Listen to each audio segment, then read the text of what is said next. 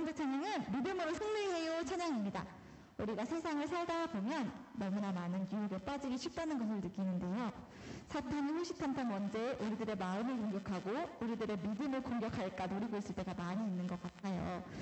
그런 공격을 잘 막으려면 항상 주님의 말씀으로 잘 무장하고 있어야 한다고 생각이 드는데요.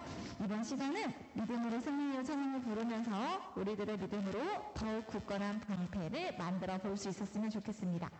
두 번째 찬양 믿음으로 승리해요 같이 찬양해 보도록 할게요.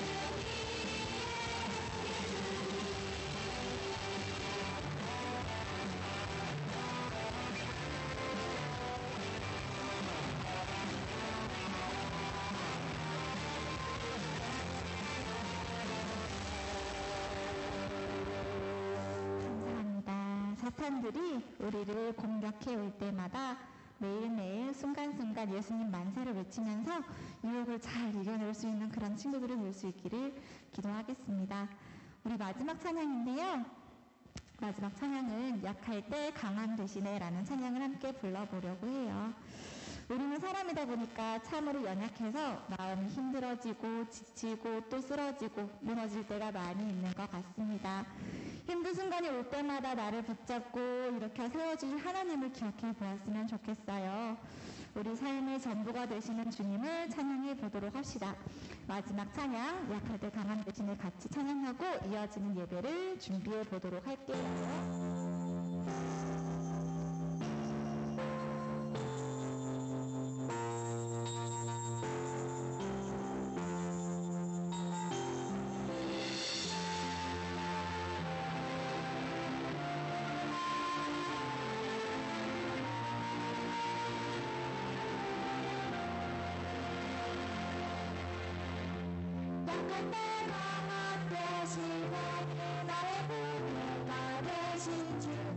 나의 모든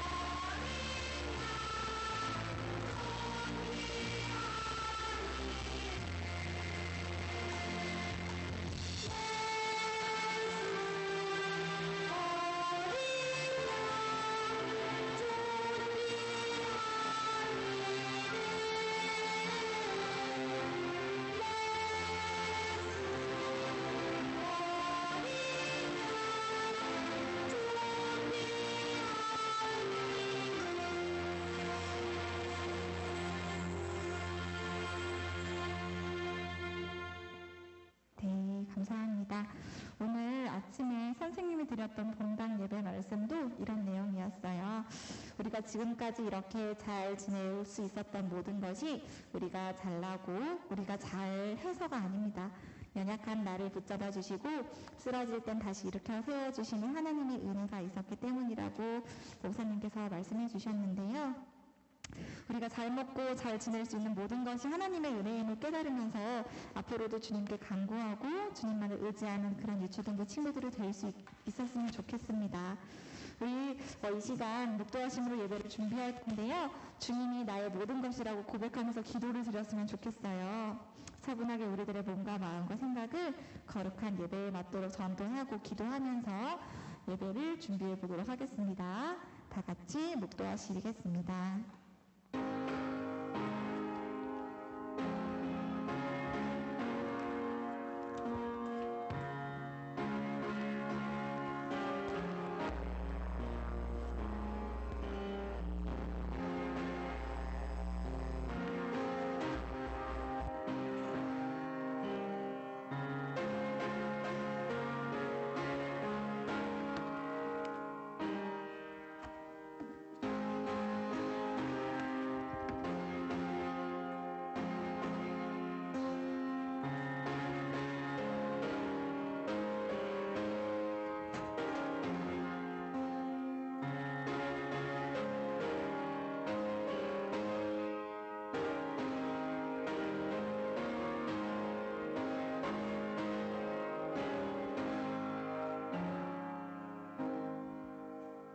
어리석은 자는 그의 마음에 이르기를 하나님이 없다 하는도다.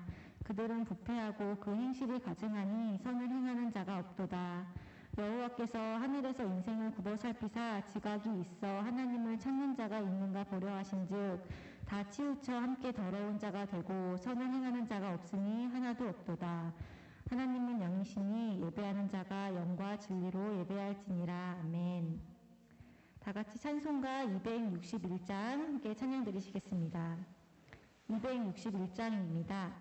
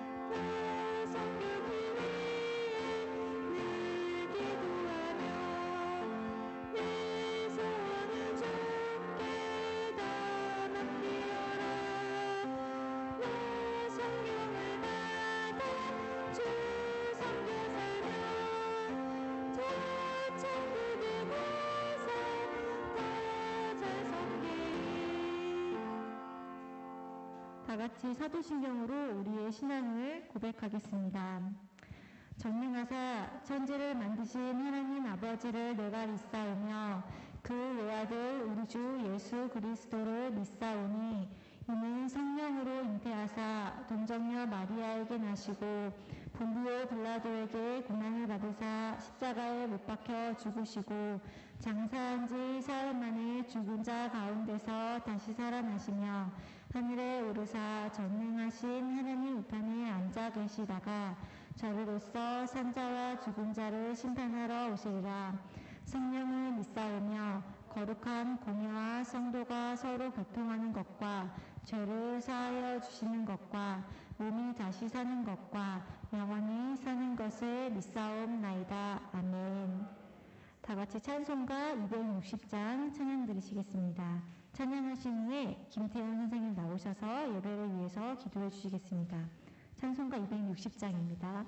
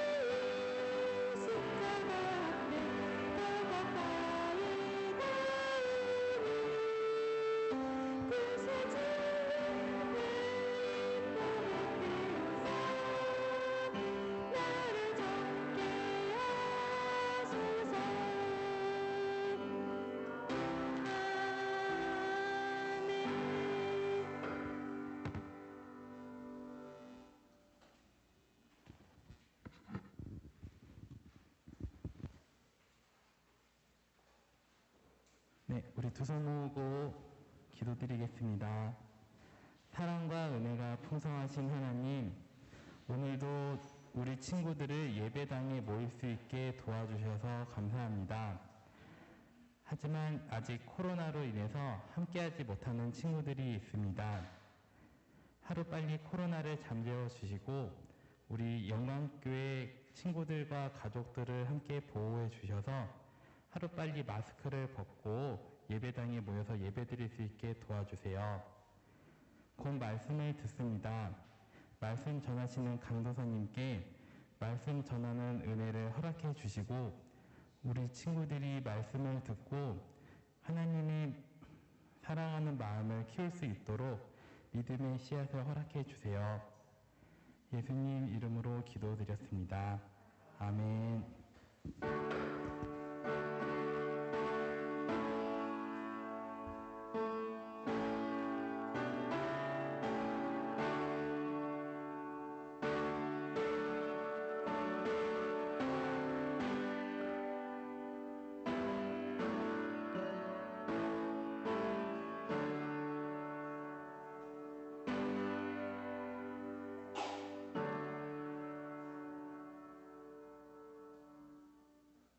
고 드리시겠습니다. 주의를 잊지 않고 나온 여러분들을 주님의 이름으로 환영합니다. 오늘은 하이델베르크 교리문답 65에서 68문을 함께 공부합니다. 예배 후에 교사 원래로 모이겠습니다.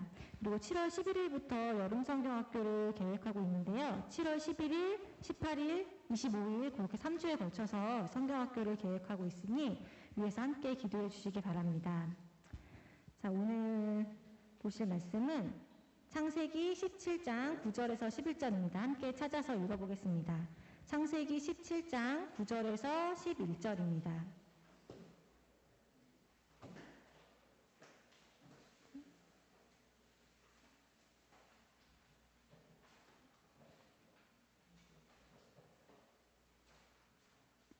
창세기 17장 9절에서 11절이고요. 페이지로는 20페이지입니다.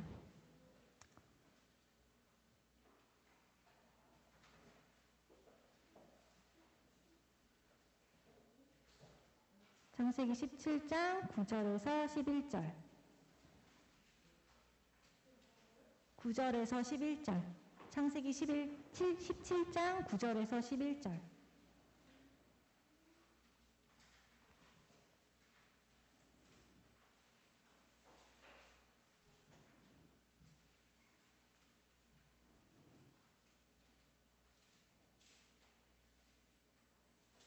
찾으셨나요? 함께 같이 읽어보겠습니다. 시작! 하나님이 또 아브라함에게 이르시되 그런즉 너는 내 언약을 지키고 내 후손도 대대로 지키라.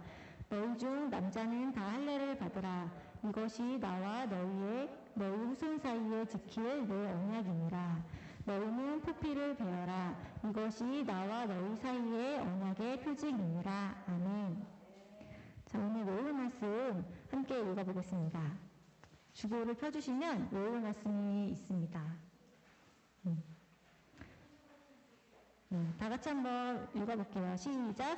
너희는 포피를 베어라. 이것이 나와 너희 사이의 언약의 표징이니라. 창세기 17장 11절 말씀. 아멘. 다시 한번 시작!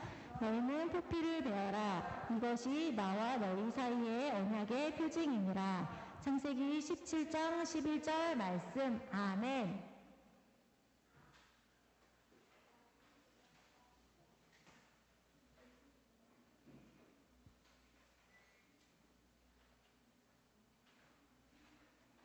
외워보시고 외운 친구 있으면 앞에 나와서 한번 해볼게요. 한길이? 오세요.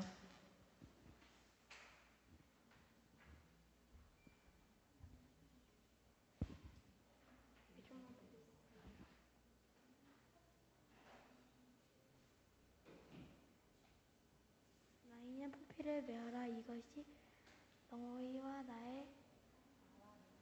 나와 너희 사이에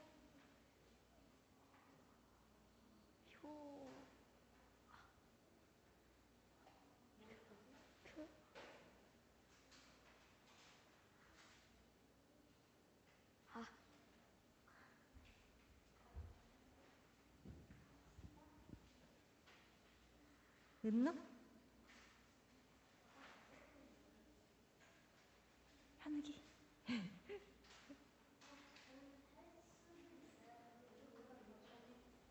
또 외운 친구 없어요? 장보 한번 해볼까요?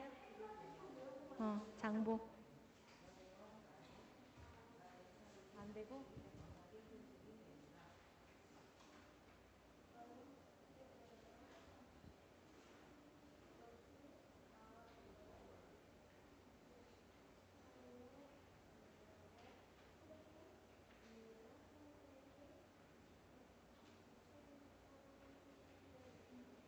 잘했어요, 장보.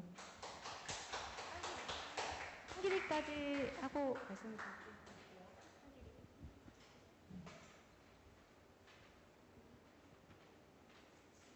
너희는 포피를 베어라. 이것이 너와 너희 사이에 언약한 표징이니라. 창세기 17장 11절 말씀합니다. 또 혹시 외울 친구 있어요? 솔찬이까지 하고 말씀드릴게요. 우리 솔찬이 씩씩해.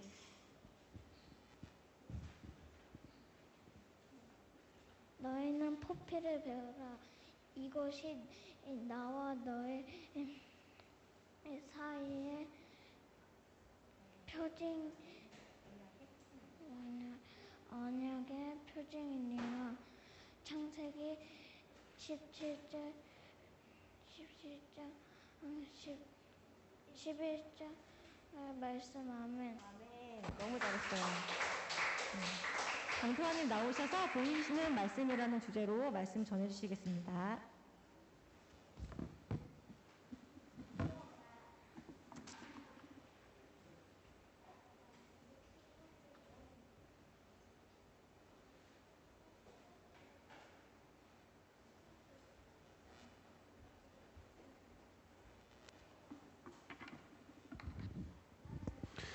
잘 지냈어요, 여러분?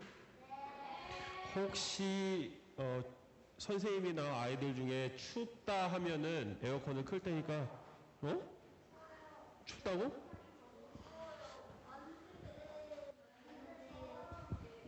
언제부터 추웠어? 아까? 나 방금 들었는데? 그럼 좀만 기다려. 한 5분만 있다 끌게요. 한 가지 광고. 자, 우리가 작년에 기억이 나는지 모르겠는데 우리 추수감사절쯤에 감사 카드를 썼어요. 쓴 친구도 있고 안 쓴 친구도 있는데 아무튼 감사 카드를 써서 우리 저 1층에 보면은 화장실이 있는데 화장실 옆에 나무를 이렇게 꾸며놨단 말이에요. 근데 이게 이미 반년이 지나서 거기를 이제 바꿔야 할 텐데 요번에는 뭘 할까 하다가 소망나무를 만들기로 했어요. 그래서 이번에는 이 나뭇잎 카드로 뭐 자금에서 조금만 쓰면 돼. 한마디만 쓰면 돼. 여러분 쓰고 싶은 그런 거 쓰면 돼요. 뭐 마스크를 벗게 해주세요. 그렇다고 다 이 얘기를 쓰는 얘기 아니야. 다 내가 마스크를 벗게 해주세요. 코로나 없애주세요. 이거를 여기 있는 친구들 다 똑같이 쓰면은 뭔가 나무가 가까이 가서 보면 왜 다 똑같은 내용이 이러겠지? 그러니까 참신하게 좀 써 주기를 바라는데 뭐 대략 예상은 됩니다. 아무튼 그래서 우리 선생님이 나갈 때 이거를 한 장씩 나눠줄 거예요.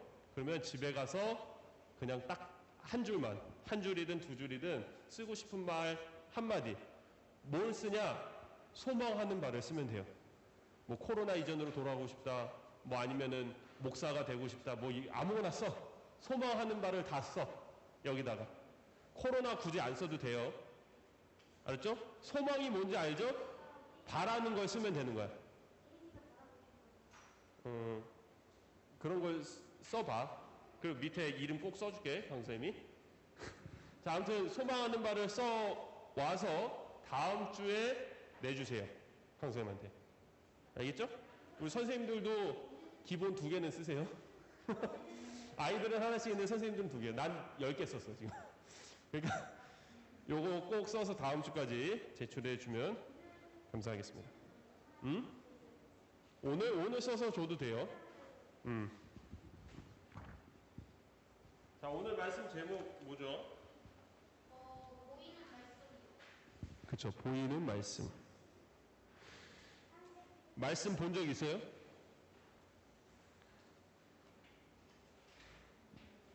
아니, 글씨로 된 말씀을 얘기하는 게 아니야. 실제로 말씀을 읽으면서 이 일을 실제로 눈으로 본 적 있어요? 뭐 이집트 왕자를 봤다거나 그건 실제로 본 게 아니라 영화로 본 거잖아. 모세 막 이런 거 말고 실제로 본 적 있어요? 없죠? 오늘은 실제로 볼 수 있는 말씀에 대해서 얘기를 좀 하도록 하겠습니다. 자, 우리가 지난주까지는요, 참된 믿음에 대해서 말씀을 나누면서 사도신경에 대해서 말씀을 나눴죠. 이 사도신경을 통해서는 우리가 우리의 참된 믿음을 확인할 수 있다고 했고, 이 참된 믿음을 보신 하나님께서 우리를 의롭다고 하시는데, 죄인이 아니라 이제는 의인이 된다라고 말씀하시는데, 우리가 의로워지는 데에는 우리의 어떠한 노력도 이 의로워지는 것의 이유가 되지 못하고 오직 은혜로, 하나님의 선물, 하나님의 은혜로 이루어진다라고 얘기를 했습니다.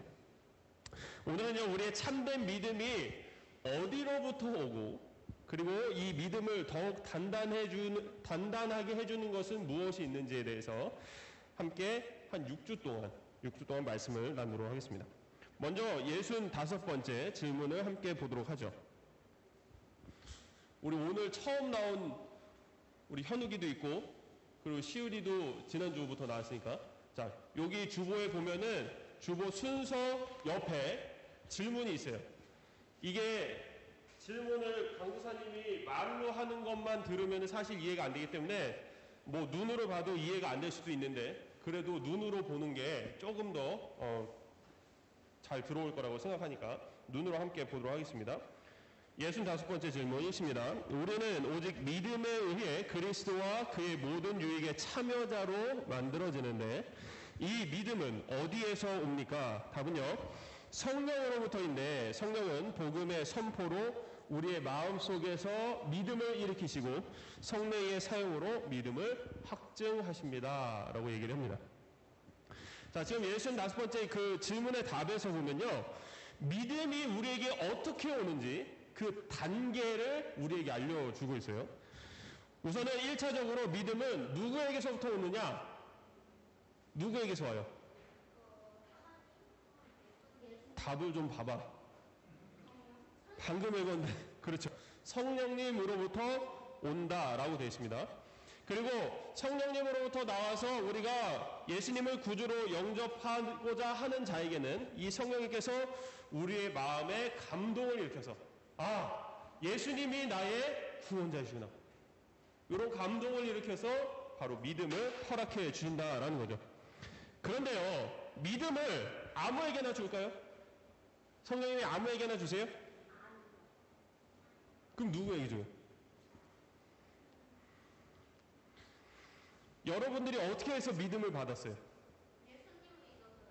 그러니까 그 예수님 믿는 거를 어떻게 얻었냐 이거지.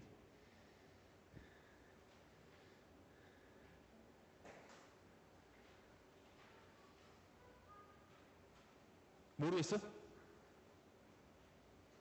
이 믿음이 어떻게 생기느냐? 바로 우리가 예수님을 바르게 알려고 노력할 때, 아, 예수님은 어떠한 분이실까? 예수님에 대해서 궁금해할 때 그것이 우리에게 믿음이 된다라는 거예요. 그래서 믿음은 아무에게나 생길까요? 우리처럼 다들 예수님을 궁금해할까요? 세상 사람들은 예수님이 누군지 별로 궁금해하지 않아요. 지금도 있나 모르겠는데 강도사님이 예전에 보던 위인 전기 같은 게 있어요. 근데 뭐 전기라고 하면 막 한 질로 돼서 몇십 권 있는 그런 위인 전기가 아니라 그냥 책 2권에 상하권으로 돼 있어서 거기에 뭐 수십 명의 사람이 적혀 있는데 그 중에 예수님이 있더라고. 뭐 예수님도 위인에 들어가나 봐, 세상 사람들 보기에.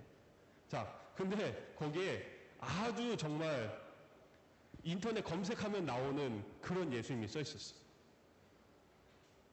세상 사람들이 보는 예수님은 언제 죽었을까? 기원전. 아, 그치. 어디서 죽었을까? 그렇지. 세상 사람들이 보는 위인 예수님은 십자가에서 죽고 끝났어. 근데 우리가 알고 있는 예수님은 그렇지 않죠. 자, 우리가 예수님을 왜 알려고 할까요? 만약에 예수님이 2000년 전에 돌아가셨다면 우리가 예수님을 알려고나 할까요?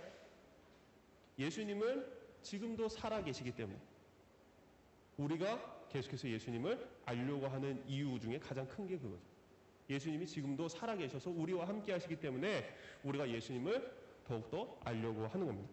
그래서 이 알려고 하는 마음의 열망을 성령님께서 보시고 우리에게 믿음을 허락해 주신다라는 겁니다. 그럼 우리는 예수님을 어디서 바르게 알 수 있을까요?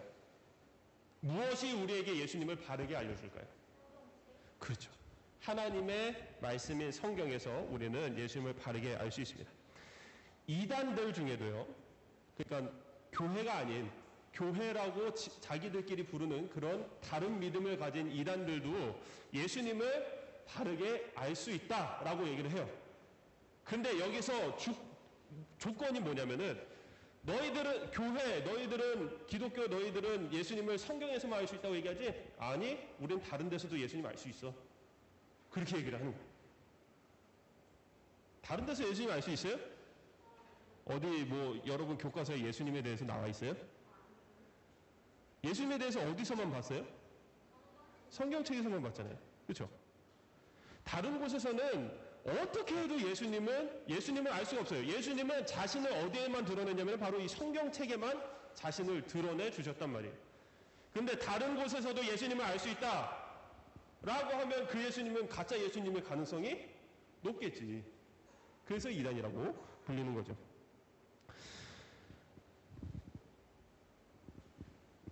자, 그런 사람들은요, 성령님께로부터 오는 참된 믿음을 받을 수가 없습니다. 이렇게 성령님은요, 말씀을 통해서만, 이 성경을 통해서만 우리에게 믿음을 주시는데, 우리에게 참된 믿음이 생겼을 때, 우리가 아무것도 하지 않아도 이 믿음이 잘 유지가 될 수 있을까요?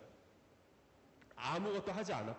여러분도 예수님을 믿어서 확신해. 나는 지금 죽어도 천국 가. 이런 확신이 있는데, 이런 믿음을 갖고 있는데 아무것도 하지 않아도 괜찮을까?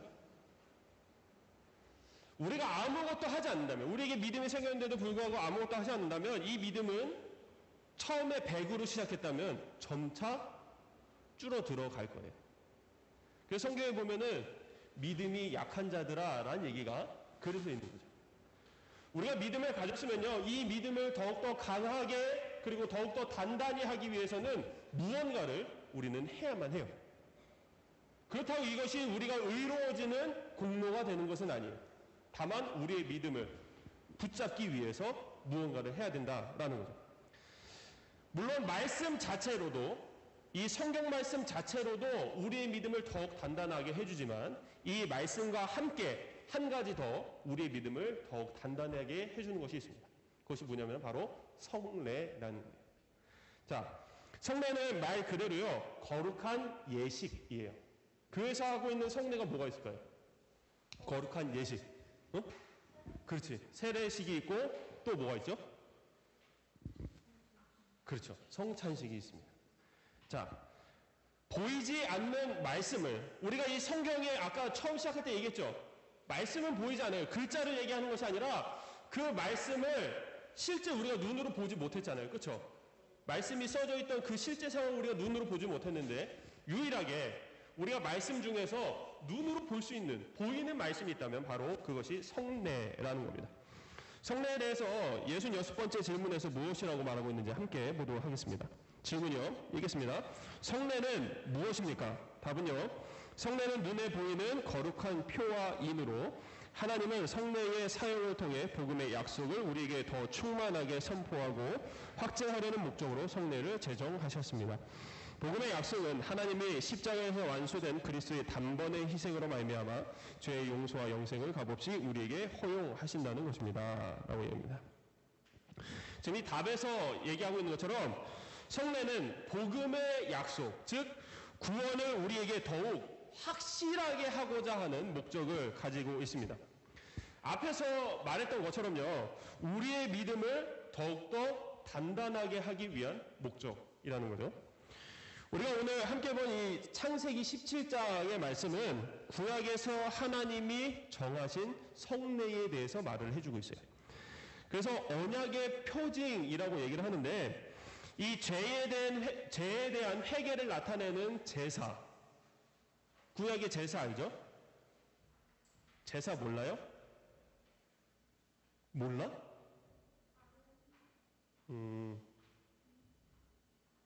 혹시 집에서 제사 드리는 친구 있어요? 그런 제사와 비슷한 거예요. 자, 아무튼 좀 이따 설명을 다시 할게요. 구약에서 말하는 제사가 있고 그것과 함께 하나님의 백성으로 들어오게 하는 할례라는 것이, 이 두 가지가 바로 구약의 성례였습니다. 그래서 이 두 가지는요, 하나님이 하나님의 백성이 된 사람들이라면 모두가 꼭 해야만 하는 것이었어요. 이 두 가지는 반드시 해야만 하는 거예요. 이스라엘 사람들은 물론이고요. 구약 성경에 보면은 이방인이라도 이스라엘 사람이 아닌 다른 나라 사람이라도 이 이스라엘 안으로 들어오게 되면 뭐 여러 가지 이유가 있어요. 뭐 종이 되어 들어온다거나 뭐 다른 이유로 이렇게 이스라엘 사람이 되면 다른 나라 사람인데도 우리 뭐 그런 거 있잖아요. 이민 온다 그러잖아. 그치?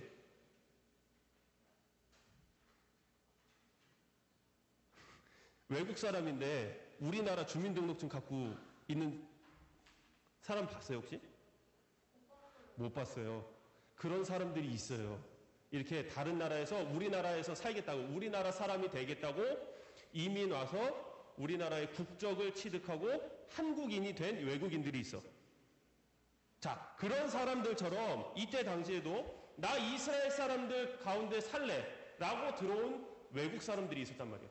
그 사람들에게도 제사에 참여할 수 있게 해주고 할례를 받게 해 주었습니다. 그래서 그들도 이스라엘 사람들이 아니었지만 하나님의 백성이 될 수가 있었던 것이죠. 구약시대에는 아직 예수님이 이 땅에 오시기 전이었기 때문에 아주 자극적인 성례가 필요했습니다.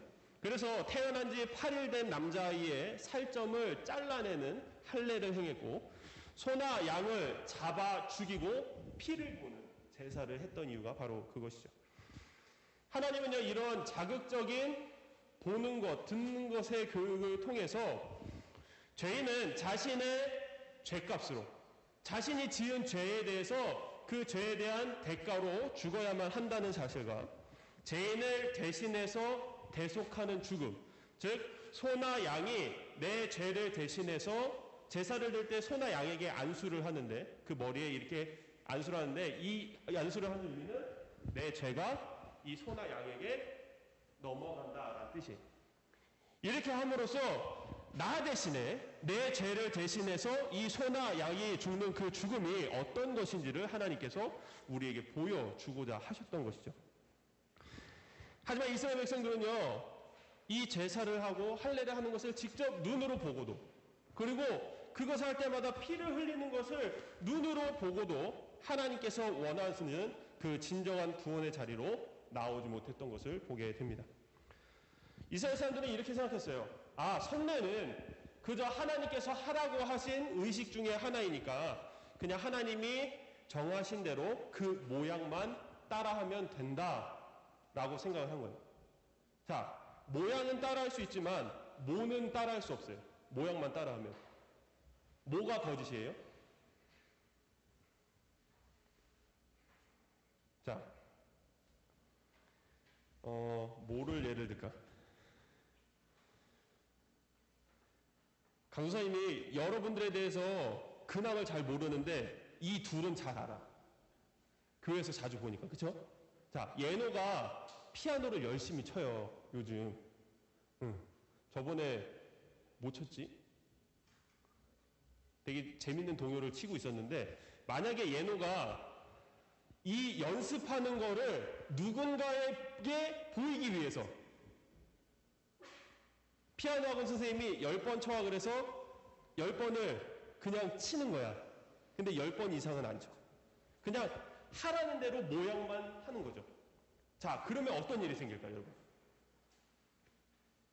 자, 다른 예를 들어줄까?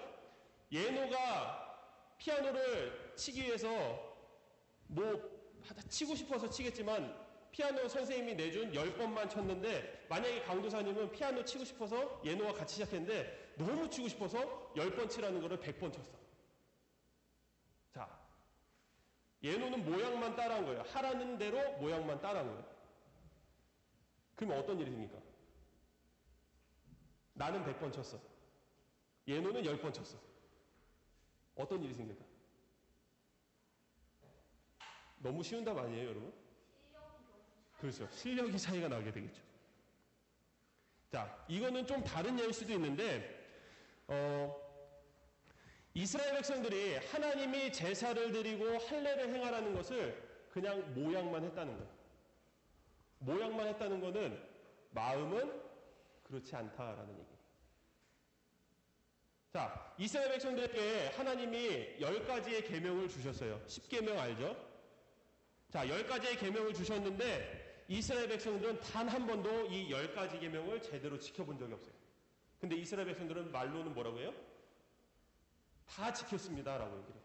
근데 하나님은 뭐라고 그래요? 너희는 하나도 지키지 않았다라고 그랬어요. 무슨 차이일까요?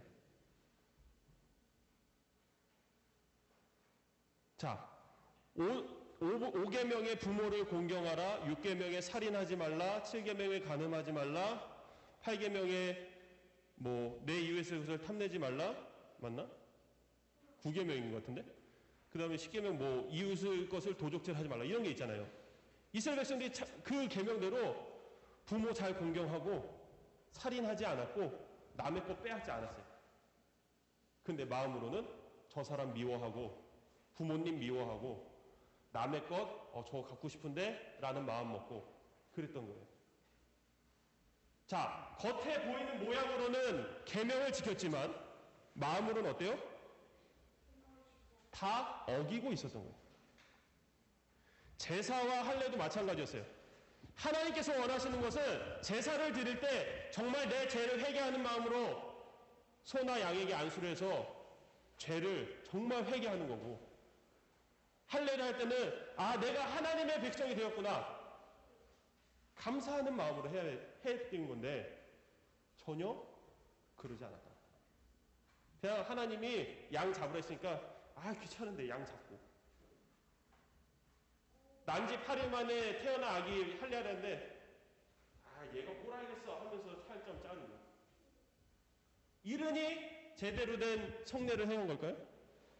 한 번도 그래 본 적이 없다라는 거죠.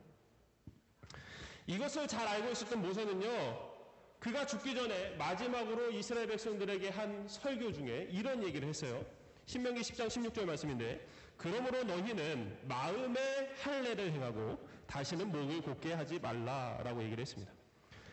하나님이 왜 살이 찢기는 할례를 행하라고 하셨는지를 바르게 알라고 얘기를 하신 거예요.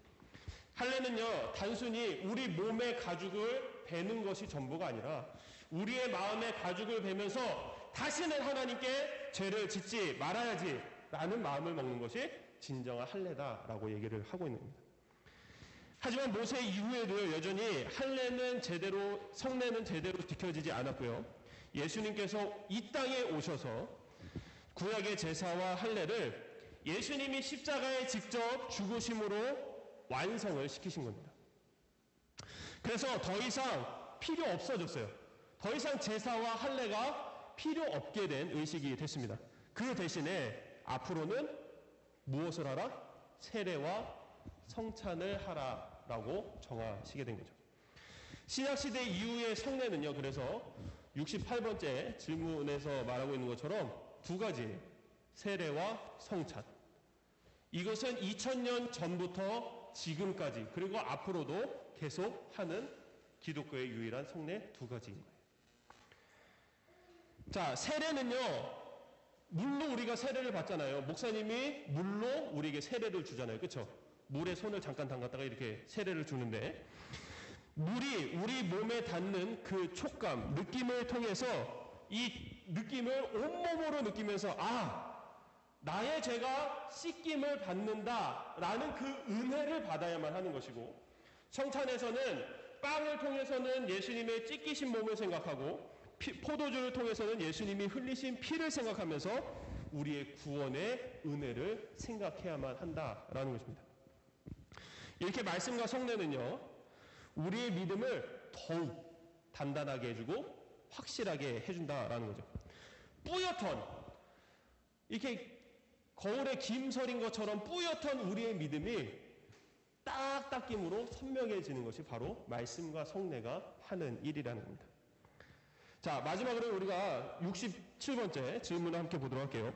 자, 그렇다면 말씀과 성례는 우리의 믿음을 우리의 구원의 유일한 근거인 십자가의 예수 그리스도의 희생으로 이끄는 목적을 위해 제정되고 지정된 것입니까? 답은요, 참으로 그렇습니다. 성령은 복음을 통해 우리의 전 구원이 십자가에서 우리를 위해 자신을 바치신 그리스도의 단번에 희생에 서 있다고 가르치시고 성례를 통해 확신하게 하십니다. 자, 우리는요, 우리의 믿음을 확실하게 하는 말씀과 성례를 통해서 우리를 위해 십자가에서 죽으신 예수님의 희생을 볼 수 있어야만 해요. 자, 강사님 보세요. 우리가 세례를 받을 때요, 여러분 세례 받을 때 위에 한 번도 안 있어봤잖아요, 그렇죠? 요번에 8월 15일 날 세례식이 있어요. 우리가 다 같이 올라가서 그걸 볼 수 있으면 참 좋겠지만은, 자, 누군가 세례를 받으면, 우리 저기 강사님 둘째 아들인 희락이도 요번에 세례를 받는데, 세례를 받으면은 이제 담임 목사님이 이제 세례 교인이 된 것을 공포하노라 라고 하면은 교인들이 다 같이 축하의 박수를 쳐줘요. 여러분들도 유아 세례 받은 친구들은 다 그랬어요. 교회에서 세례 받을 때 우리 은노도 마찬가지고 연우도 마찬가지고 한길이도 마찬가지고 다 우리 교회의 세례 교인으로 공포하노라 그러면은 교인들 전부가 와, 이제 얘도 우리 교인의 하나가 되었구나 그러면서 막 축하하면서 박수를 쳤단 말이에요.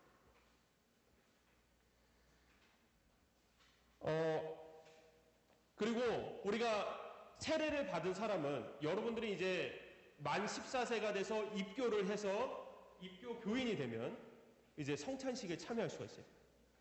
이제 중고등부 올라가면은 성찬식에 참여를 할 수가 있는데, 성찬식에 참여해서 어떤 생각을 해야 돼요? 빵을 짚고, 아, 이게 예수님의 살, 우리를 위해 찢기신 살. 그리고 포도 주스를 마시면서, 아, 예수님이 우리의 죄를 대신하여 흘리신 피. 이것을 은혜로, 구원의 은혜로 받는 거예요. 자, 우리가 이것을 통해서 예수님이 우리를 위해서 이렇게까지 하신 그 모든 것을 우리가 예수님의 희생을 그 성례를 통해서 기억해야 된다라는 거죠. 우리가 만약에 그것을 보지 못한다면요, 말씀과 성례는 우리에게 아무 소용이 없는 거예요. 예수님이 피 흘리심과 살이 찢기심을 성례를 통해 보지 못한다면은 우리는 성례를 행하면서도 결국 뭐를 하게 되냐면 죄를 짓게 된다라는 거죠. 사랑하는 여러분, 성례는요 보이는 말씀이에요. 예수님이 2000년 전에 정하신 세례와, 세례는 그 전부터 있었지만 세례와 성찬을 그때에도 했는데 우리는 지금도 하고 있는 거잖아요. 그때 했던 똑같은 것을 지금도 똑같이 하고 있다고. 성경에서 말씀하고 있는 것을 지금도 우리가 실제로 하고 있다고. 그러니 이것은 우리에게 보이는 말씀이라는 거예요. 그래서 이것을 실제 행함으로 우리에게는 더욱 큰 은혜가 있지만요, 한 가지 기억해야 될 사실이 있어요. 우리가 보이는 말씀이라고 불리는 이 성례를 실제 이 성경 말씀보다 더 중요하게 여겨서는 안 된다라는 거예요. 말씀은요, 이 하나님의 말씀은 꼭 필요하지만요, 성례는 꼭 필요하지 않아요.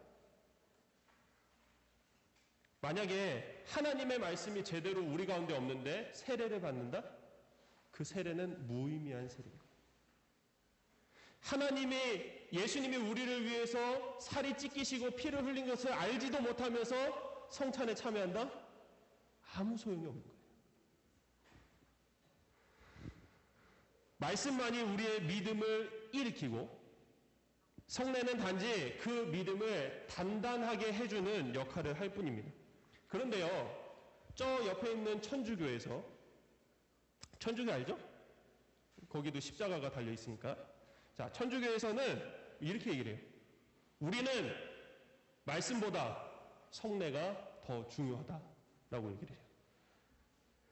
자, 이것에 대해서는 우리가 한 3, 4주 뒤에 얘기를 또 할 건데, 자, 지금 천주교에서는 하나님의 말씀보다 우리가 행하는 성찬식이, 세례식이 더 중요하다 이렇게 얘기를 하는데, 만약에 하나님의 말씀이 없었다면 성례가 있을 수 있을까요? 하나님의 말씀에서 세례식을 하고 성찬식을 하라고 얘기했으니까 우리가 하고 있잖아요. 근데 말씀이 없는데 이걸 할 수가 있어요? 그럴 수가 없다라는 거죠. 그리고 말씀보다 성례가 더 중요하게 되면은 예수님을 믿지 않는 세상 사람들이 쉽게 믿음을 갖지 못하게 될 거라는 거죠. 그 이유는 말씀은요, 다양한 모습으로 세상 사람들에게 선포가 되어서 그 세상 사람들의 믿음을 일으킬 수 있게 되지만, 성례는 이 오직 교회 안에서만 믿음을 가진 성도들만 행하기 때문에 그런 것입니다. 그래서 성례를 말씀보다 더 중요하게 여긴다는 것은 한마디로 세상 사람들에게 복음을 제대로 전할 생각이 없다라는 얘기와 같습니다. 그렇다고 믿음이 없는 세상 사람들에게 성례를 행하는 것이 맞을까요? 믿지 않는 사람들에게 그러면 성례가 중요하니까 세례 받고 성찬식 하십시오. 성찬식에 참여하십시오. 그럴 수 있을까요? 그럴 수가 없어요. 왜냐하면 그렇게 된다면 이 성례는 죄로 더럽혀질 수밖에 없는 거예요. 아까 성례는 누구만 참여할 수 있다고 그랬어요? 믿음을 가진 사람. 참된 믿음을 가져서 하나님이 의롭다 하신 사람만 성례에 참여해야 되는 것인데 믿음을 갖지 않은 죄 많은 사람들이 성례를 참여하게 된다면 하나님의 성찬식을 세례식을 죄로 더럽히게 된다라는 겁니다. 그리고 그것은 예수님이 정하신 성례의 의미와 가치를 무너뜨리게 되는 것입니다. 그래서 기본적으로 성례는요, 좀 전에 얘기했던 것처럼 믿음을 갖고 구원함을 받은 사람이 행하는 것입니다. 우리 모두 말씀 위에 먼저 우리의 믿음을 굳게 세우고 성례로 우리의 믿음을 단단히 해서 예수님의 놀라우신 그 구원의 은혜를 날마다 감사히 여기는 복된 성도들이 다 되기를 주님의 이름으로 축원합니다. 아멘. 기도하겠습니다. 거룩하신 하나님, 우리에게 날마다 구원의 복과 은혜를 허락하여 주셔서 하루하루 기쁨으로 살아가게 하심에 감사를 드립니다.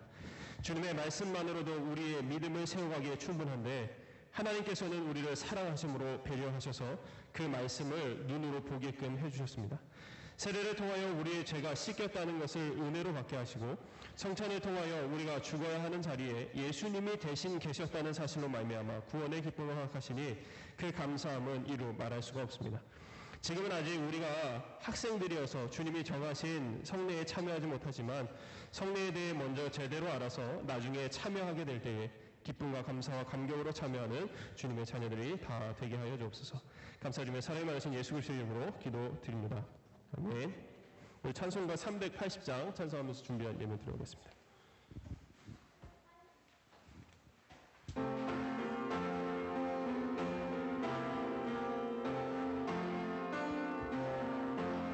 주께서는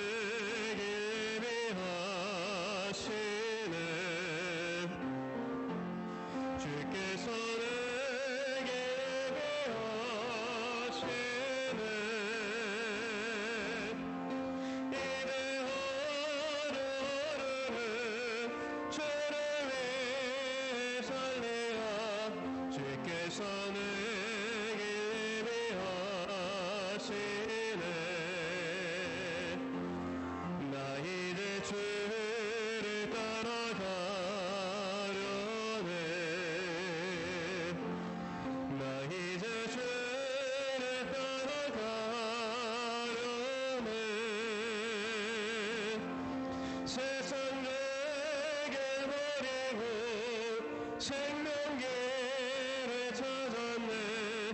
나 이제 주를 따라가려네. 아멘. 기도하겠습니다. 사랑과 은혜 풍성하신 하나님, 참으로 감사를 드립니다. 오늘도 저희의 발걸음을 교회로 인도하여 주셔서 하나님의 말씀을 듣게 하시고 또 기도하게 하시고 찬양하게 하시니 주님의 그 은혜가 참으로 감사가 넘칩니다. 하나님, 오늘도 주님께서 우리를 이끄셔서 또 우리의 마음을 드리게 하시니 참으로 감사를 드립니다. 우리의 마음을 다하여 주님께 드린 이 예물이 정말 하나님 나라 위에 쓰임받는 예물 되게 하셔서 아버지께서 베푸시는 그 모든 은혜가 우리뿐만 아니라 세상 모든 사람들에게도 넘쳐나는 그런 은혜가 되어지도록 주여 함께하여 주옵소서. 그 자리에 저희들을 사용하셔서 저희가 날마다 주님의 자녀로서의 그 자부심과 또 감사함으로 가지고 살아가는 저희들 되게 하셔서 정말 믿지 않는 사람들에게 더욱 은혜를 베푸는 저희들 되어지도록 주여 함께하여 주옵소서. 이번 한 주간도 주님께서 말씀으로 지켜주시고 말씀으로 살아가게 하시고 말씀으로 힘내는 저희들 모두가 되기를 하여 주시기를 소원하오며 거룩하신 예수님의 이름으로 기도드립니다. 아멘. 우리 주님께서 하시신 기도로 예배를 마치겠습니다. 하늘에 계신 우리 아버지여, 이름이 거룩히 여김을 받으시오며 나라의 임하옵시며 뜻이 하늘에서 이루어진 것 같이 땅에서도 이루어지이다. 오늘날 우리에게 일용할 양식을 주옵시고 우리가 우리에게 죄 지은 자를 사하여 준 것 같이 우리의 죄를 사하여 주옵시고 우리를 시험에 들게 하지 마옵시고 다만 악에서 구하옵소서. 내게 나라와 권세와 영광이 아버지께 영원히 있사옵나이다. 아멘.